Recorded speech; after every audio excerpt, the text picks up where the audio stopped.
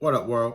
Happy May 1st, but most importantly, welcome back to the Blunt Talk Sports Podcast, episode 114, Eagles post-draft update. I am your host, Anthony Wright, coming to you from the beautiful and comfortable confines of Atlantic City, New Jersey. Wherever you may be watching or listening, I thank you as always. Like, share, and subscribe. It helps the channel.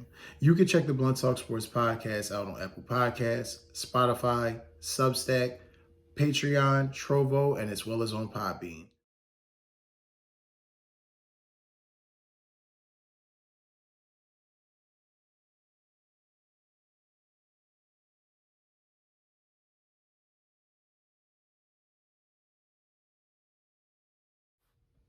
Looking to get out this weekend, looking to take your spouse out, have a great time with some friends, then look no further than the number one leading ticket seller and reseller in the world, StubHub. Number one seller in the world for live events, tickets, shows, and concerts, StubHub. So happy to be back here with you guys. Another jam-packed episode. This episode will be dedicated to the Bird Gang, flyeaglesfly. We're going to be talking about the Eagles post-draft update, all the information pertaining to the draft picks, and quick synopsis on my thought process on the picks and how I felt the Eagles did, which no secret, I thought they did very well.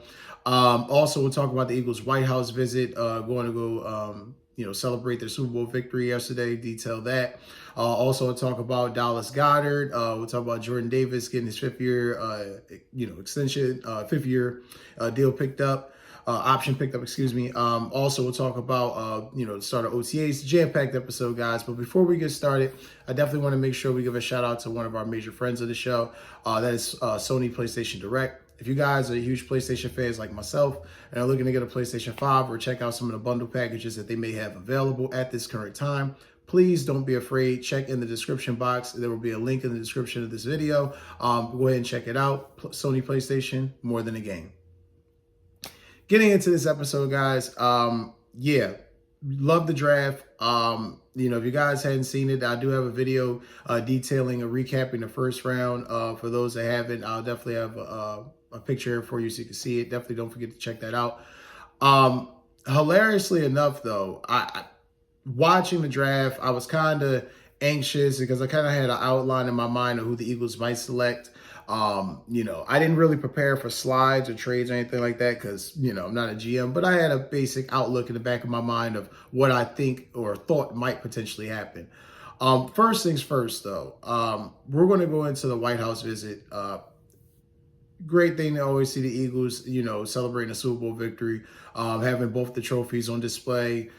President Trump announcing and stating that, how great it was, to have the team there and even back in the tush push. So, because he likes it now, they'll definitely try to get rid of it now. So be that as it may, I don't want to beat that dead horse. But it was just amazing to see the team, celebrate this victory. It's kind of weird that, it was only a couple months ago, but time moves so fast. The new season has started, draft is already processing, celebration is now over. We kind of got to get ready for the new season and the new approach, and I previously stated this on a previous episode that, I like how the team's mindset is. They've already been like this, but as a fan, I'm gearing myself up mentally to realize, celebration's over. It's great that they won. It was dominant. It was fantastic. But that is last year. It's a new team this year, new challenge. So be that as it may. Still great to see the Eagles celebrating the Bird Gang, celebrating the second world championship and having the world acknowledge it. Was just fantastic. All right, but going into the draft, it was interesting to see the selections. Going into the first round, as you guys well know now, Jahad Campbell was the first pick. I love this selection. Jahad Campbell is explosive. Jahad Campbell is pretty much, he can blitz from depth. He's a guy that plays, in space. I just think that it was an excellent pick by the Eagles. I do know there was injury concerns. I do know that they had, there was teams had trepidation. That's why he fell. But it just seems like, again, another year where Philadelphia may have gotten another potential great player or piece to that lineup and didn't have to really do much to get him or give up much to get him. So definitely happy about that selection. Round 2, number 64, safety Andrew Makuba out of Texas. It's funny because it's funny how you don't remember everyone's name because, now that with the NIL and name, image, and likeness, you have players' names on the back of jerseys, guys, their names are being said more. I watched Texas games and I kind of forgot about Andrew Makuba, but every time I saw him, he made plays.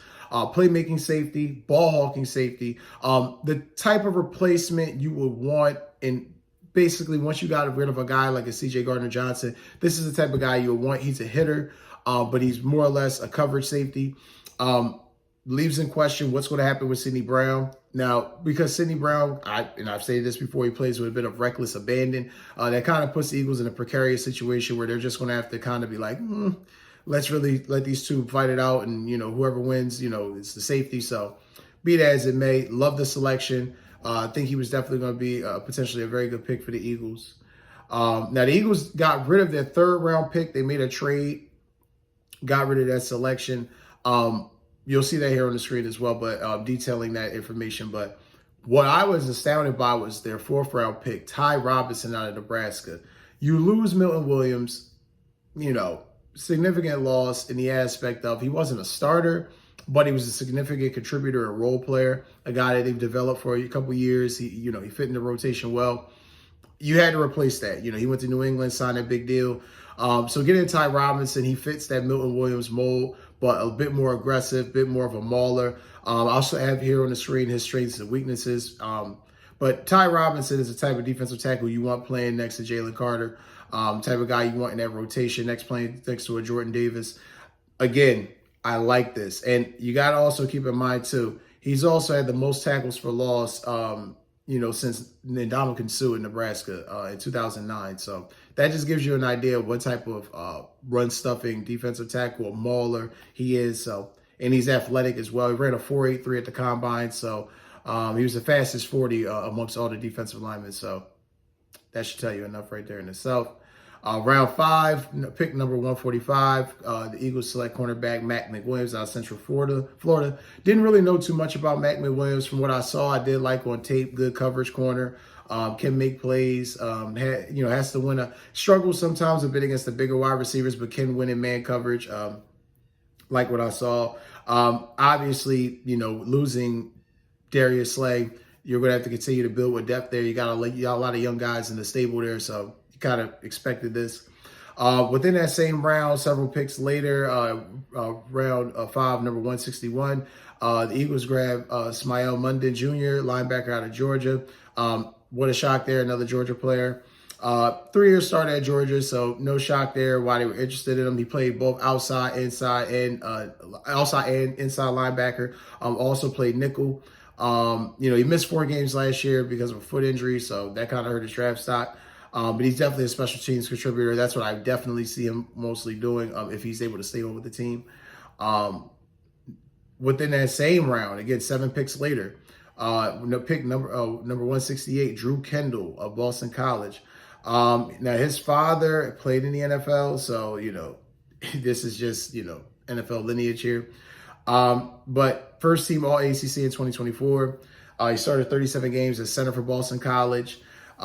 Tested well at the combine, second fastest for a shuttle time for offensive linemen, which is fantastic, which means he's quick on his feet. Knowing how Philadelphia likes to pull their guards and centers and use traps, that definitely makes sense. And he's going back in Cam Jurgens, so that's a depth pickup. Love it. Can't really argue too much with that. Also within that, then going to the 6th round, Kyle McCord at pick number 181. Kyle McCord, quarterback for Syracuse. Quick, accurate decision maker. In no way, shape, or form is threatening Jalen Hurts' job. Jalen Hurts just won a Super Bowl, 2 Super Bowl appearances, Super Bowl MVP. That's not happening. This guy is a depth development pick. I would suggest, knowing Philadelphia's philosophy, knowing how Howie has been in this organization with Joe Banner and Andy Reid, and I just would think that the natural philosophy is they're going to build these guys up. We like how Tanner McKee played. I'm personally a Tanner McKee fan as a backup quarterback with this team. But I personally feel like they're going to try to build these guys up, and whoever plays so well, and as the league develops and injuries happen and teams come a knocking for one of those quarterbacks, they're going to get traded, and the Eagles are going to try to get a higher pick than what they actually got for one of those guys. Think about this. They got Tanner McKee in the 6th round 2 years ago. They got Kyle McCord this year in the 6th round. I truly believe the philosophy is whatever one of those guys pops. We've already seen Tanner McKee play. He looks good. If Kyle McCord looks well, and these guys have to get in at any point from Jalen getting injured or just, mop up duty or, late in the season, wherever one of those guys pops, that's a trade asset. So gotta love that situation and how that maps out. Also in round 6, pick number 191. Now the Eagles got this pick from the Denver Broncos in a previous trade from a couple years ago. They picked up offensive tackle Miles Hinton. Miles Hinton, position versatility, could play multiple positions. Played right tackle and left tackle, 20 games at right tackle, 11 games at left tackle. And that's 5 seasons in college, so very diverse there. Jeff Stoutland's going to have a field day with him because he likes guys that can play multiple positions, so that's needless to say. Also, looking here at round 6, pick number 207. We got this from the Jets, from that Hassan Reddick trade. So this is going to be important to see who this is. Cameron Williams, tackle out of Texas. Now, being that this is definitely a developmental pick, you could tell these last 2 selections, Miles Hinton and Cameron Williams, this is Jeff Stoutland seeing potential in these guys and develop them. We trust and love Jeff Stoutland, so we're not going to question it. We'll see what happens completely from there. In round 6, the last pick that the Eagles had was a very interesting one. Round 6, number 209, Antoine Powell-Ryland, edge rusher out of Virginia Tech. This guy was very productive in college. He finished 3rd in all of FBS, which is, football subdivisions, with 16 sacks and had 25 and a half takedowns total over the last 2 seasons. So that right there is amazing in itself. So you get Jahai Campbell at the beginning of the day, and then you end the draft with, Antoine Powell-Ryland, So it just shows me that Vic Fangio has definitely got a thumbprint on this draft. He had a handprint. And a very good selection in who he wanted. Not going to question it, especially after off a Super Bowl victory. And seeing what he did with those young guys. I like it. Like I said, I like a lot of the selections. We all know all these guys aren't going to pop. All these guys aren't going to make it. But for the most part, I like what they grabbed. We'll see as they develop, as time will tell. But definitely the first couple of selections, I definitely am a fan of. Speaking of guys who are big fans of, I'm a big fan of, Dallas Goedert. The elephant in the room during the draft and post-draft was, okay, so what's going to happen with Dallas Goedert? Now, major news dropped over the past 2 weeks. Trey McBride got paid a week ago from Arizona Cardinals, $40 million guaranteed. George Kittle, essentially same contract. Now, listening to Mike Florio from Pro Football Talk, he had the numbers broken down. I had to go on Spot Rack myself and kind of do some identification, but it says $40 million guaranteed. That's if Kittle hits certain incentives. It's essentially $18 million guaranteed for 2 years. So be that as it may, how does this impact Dallas Goedert? Remains to be seen. I definitely think it's something that the Eagles are working on. Looking at Howie Roseman's quotes here, he said that, he's still on the team. That didn't give me a lot of, comfort beginning before the draft. Now, since the draft has ended, I think that this might be an amenable situation. And besides, Dallas Goedert is a productive player. If you can keep a productive player who helped you in the Super Bowl with 2 Super Bowl runs, who's helped you throughout the regular season, and I get it, he has not been healthy. He does suffer with some very bad injuries. However, when he plays so well, he dictates the middle of the field. I feel like you have to get value for that. You have to continue to use that as much as you can. Give him a nice 2-year extension, figure out the mathematics on it. But I definitely feel like since McBride got paid and Kittle got paid, and I'm not saying that Goddard's even on the level of Kittle, but I definitely feel Goddard's better than Trey McBride. Even though Trey McBride may have some more eye-popping numbers at times than Goddard has, anybody who watches football knows Dallas Goedert has made way more significant big plays in major games compared to a Trey McBride. Could be quarterback play, could be team. That's neither here nor there. When Dallas Goedert's been in, he's made plays. So glad to see that he didn't get traded. Hopefully they can rectify the situation and work it out. Because when you got a guy that you drafted that's homegrown, ass kicker, and just, does the job the way he's supposed to, you don't want to get rid of a guy like that. Going a bit further, it's kind of funny because I did not really realize this at first, looking at the draft, looking at how things played out. But I knew the Eagles had some picks going into this year's draft, but going into the 2026 draft, very significant. The Eagles have 12 draft picks combined going into 2026. To me, and you can see that here on how those picks lay out going into 2026. For me, it's real simple. This is trade bait. God forbid if, knock on wood, horrific injury or, some new developments or something happens along the way, or maybe the Eagles see something they think they could, Howie sees something they may be able to potentially exploit. I definitely see that they're going to potentially use those draft picks as trade bait. You're going to get some compensatory, excuse me, early in the morning, guys, sorry. You're going to get some compensatory picks back for Milton Williams, for some of those guys leaving in free agency, some of the trades that you made. So it'll work out. But I'm definitely anxious to see how this all plays out. That's a lot of draft picks going into next year. So definitely think the Eagles are going to try to make some moves with some of those draft picks. Going a bit further, too, we're going to talk about Jordan Davis getting that 5th-year option picked up. Phenomenal news. Jordan Davis has been a pillar of this defensive line for a couple years now. He's been one of the more healthier defensive linemen in the league. Played every game for the last 2 years that he's been in. I just feel like the deal is going to get done with him. I don't think he's going to get a Lee McNeil money. He definitely is not going to get the money that Jalen Carter is going to covet. However, I definitely feel like he's worth the money. He's a run-stuffing defensive tackle. Like I said, he came up big in the postseason, late in the season this year in the postseason. Huge sack in the NFC Championship game, definitely came through in the Super Bowl and came through in the Packers game. So I just, you got to pay guys like that. Guys that show you, guys that you draft and develop and they show you, you took a high pick on this guy too. It wasn't like he was a 3rd-round pick. He was top. He was a 1st-round pick. I believe he was in the teens. I want to say it was 13th, 12th or 13th. I want to say 13th. You gotta make that work. You gotta make that work, especially because I hear some people say, "Oh, well, he's more of a supplemental player in our rotational piece. He doesn't even play that many downs as he used to." Yeah, because maybe for his health and his size and his frame, it's more advantageous for him to play less. But that doesn't mitigate what he's doing. I mean, if he's playing less, but he's still giving you the output of a guy, Bryce Huff, he's giving you a better output than that fucking guy. Yeah, you want to definitely make sure you keep this guy around and he's consistently, adding pressure to the quarterback and closing up those run gaps and those run lanes. I just feel like this is something that's definitely got to get done too. I know that there's a lot of guys the Eagles have to pay, but this is one of the guys that they got to pay. Limited rotation, half the snaps, whatever. I just feel like he's definitely worth it. He's been one of your better players, and he helps you win a Super Bowl. I mean, you got to figure out. Like, I know all these guys aren't going to get paid, but he's one of the guys you got to figure it out. Like, he's a compliment along that defensive line, truly, especially with Jalen Carter.